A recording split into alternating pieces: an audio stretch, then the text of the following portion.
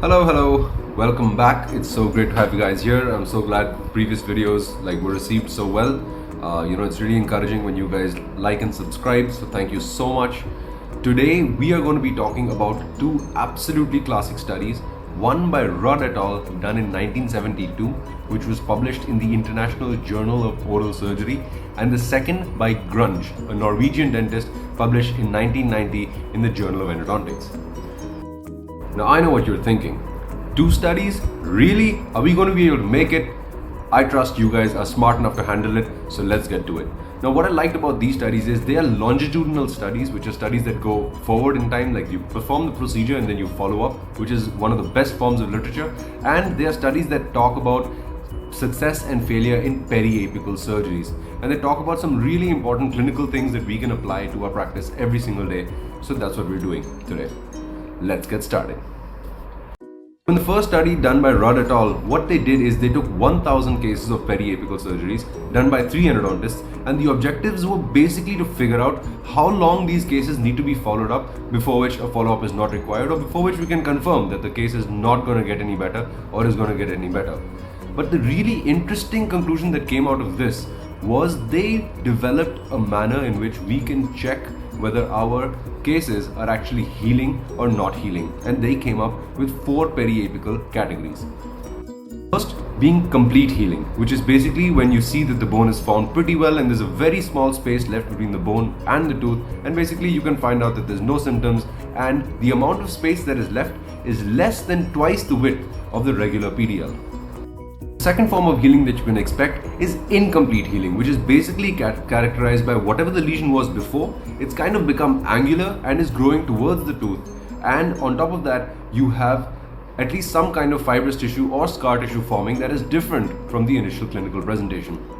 The third form of healing that they discussed was uncertain healing, where we're not sure if the thing is reduced at all, but what is characteristic is that the bone shows cortication, so it shows resistance to actually healing, and on top of that it is what we look like, it looks like a collar. Now I promise you it's going to get more interesting as we go, but the fourth form of healing is unsatisfactory healing, where we see almost no change, we see a well-defined radiolucency, and it may have either stayed the same or further enlarged, which is clearly a sign that your peri-apical surgery has failed.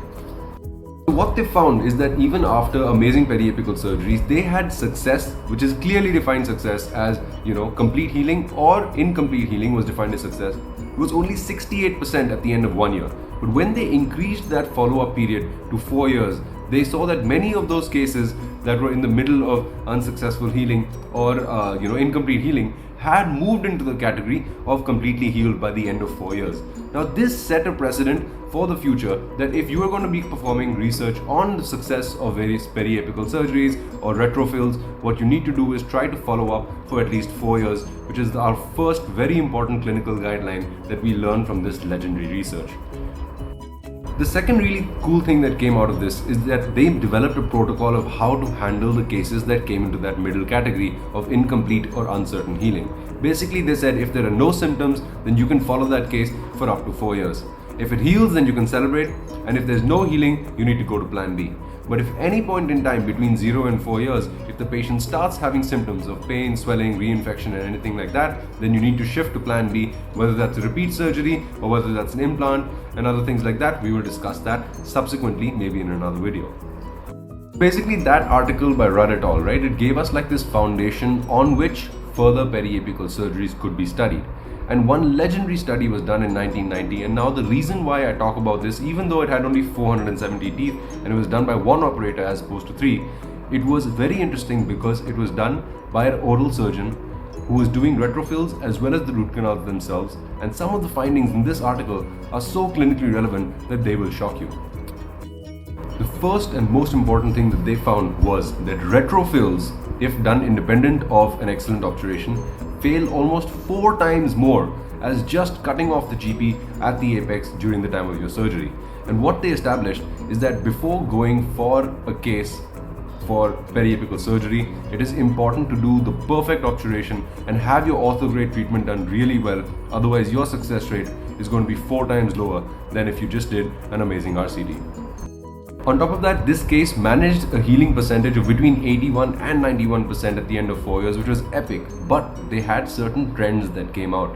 They mentioned that larger lesions don't necessarily heal poorly, they just heal over a longer period of time. So if these large lesions led to cortical perforation and more so lingual perforation, then there was a much slower healing, and a lot of these cases with cortical perforation actually didn't heal, and they were the ones that went and failed. So that's something interesting to look at. Another thing that absolutely blew my mind was in this literature he has mentioned that in 400 plus cases that were done, antibiotics, systemic antibiotics, were only required in 4 cases. This is maybe a little bit impractical in today's time, considering that there's a lot of changes that have come in medical dentistry, but it demonstrates the power of sterile surgery and how infection control can lead to absolutely beautiful results, even beyond what we are capable of these days. A couple of the key take-home points are, number one, there is nothing that substitutes a good obturation. Even if you do a good retrofill, the success depends on a good obturation. So in the case that you're retreating a case and you have a case with a periapical lesion, especially that's had a root canal before, 100% repeat the RCT, medicate the inside of that canal, because that is what decides your success. It is proven beyond doubt.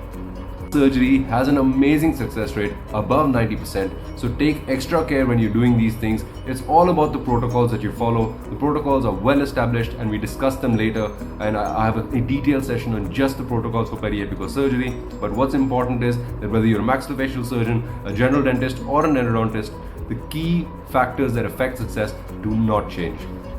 On top of that, we have a very defined protocol of how to handle these cases. If there are symptoms, then you go for plan B, and if there are no symptoms, you're allowed to wait for up to 4 years to see which direction the healing is going to take, whether your satisfactory healing is going to happen or whether it's going to regress towards a failure.